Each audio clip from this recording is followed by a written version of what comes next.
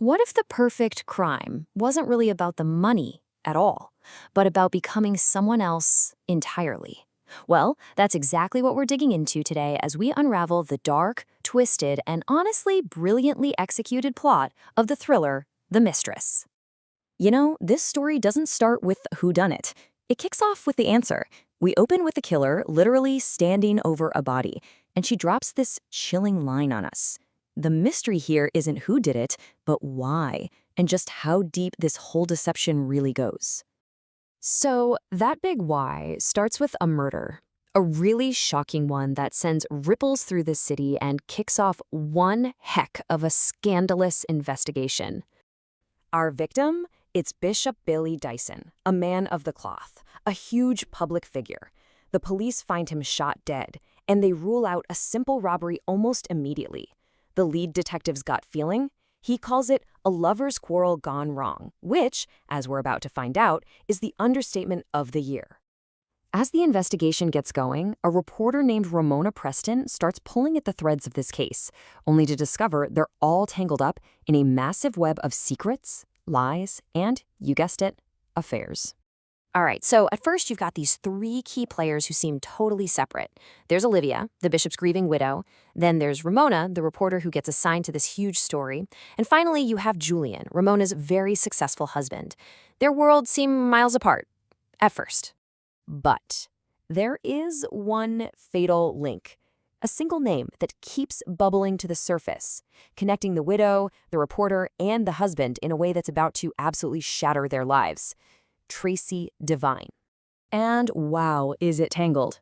See, Tracy Devine isn't just having an affair with the bishop who was just murdered. Nope, she's also the mistress of Julian Preston, the husband of the very reporter who's investigating the case. She's the central hub connecting two powerful men, and Ramona has absolutely no idea. Now, with the bishop out of the picture, you'd think Tracy would lay low, right? Wrong. She doubles down, escalates her plan, and moves straight from murder to a high-stakes shakedown.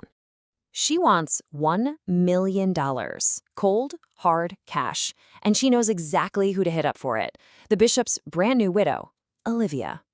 And check out how she does it. She doesn't just make a phone call, no. She breaks right into Olivia's home, threatens to pin the whole murder on her, and even proves she knows all about the life insurance payout. But here's the real kicker. The entire incriminating conversation is caught on Olivia's home security system. And this quote right here, this really gets to the core of who she is.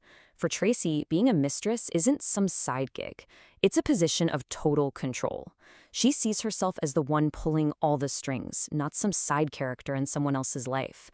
She thinks she's running the whole show. But while one wife is getting extorted, the other wife, Ramona, is about to discover a betrayal of her own. And trust me, she is not the type to just let it go.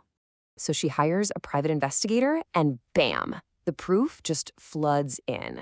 Within a matter of hours, she has confirmation of the affair, she knows about the lavish gifts, she even gets photographic evidence.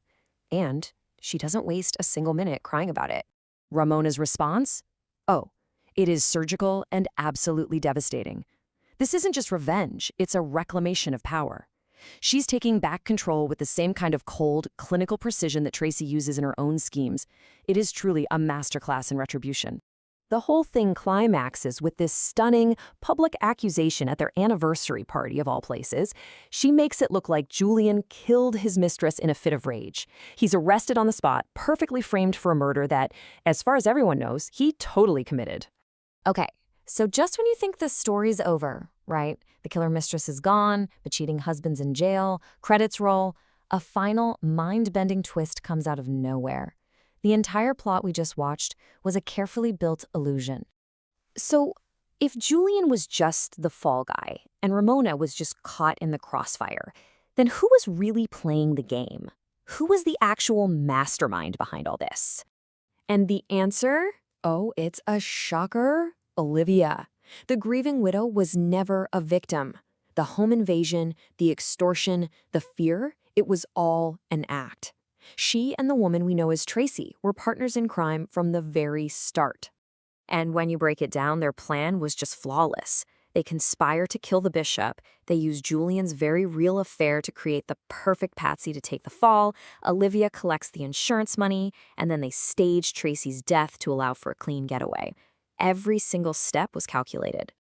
So what about that body they found? The one everyone thought was the mistress.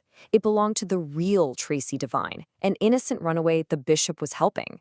Our killers simply stole her identity, used it for the con, and then murdered her to fake her own death and eliminate the final witness. Chilling. And in this final transformation, we see the true goal of the whole operation. The criminal we knew as Tracy Devine vanishes completely. She reemerges as Alexandria, dripping in wealth, newly married to royalty. She didn't just escape, she upgraded, achieving the ultimate reinvention. Which brings us right back to where we started. The scheme wasn't just about $1 million payout. It was about erasing a past and fabricating a future. So what's the greater con? Stealing a fortune or successfully stealing an entirely new identity and getting away with all of it?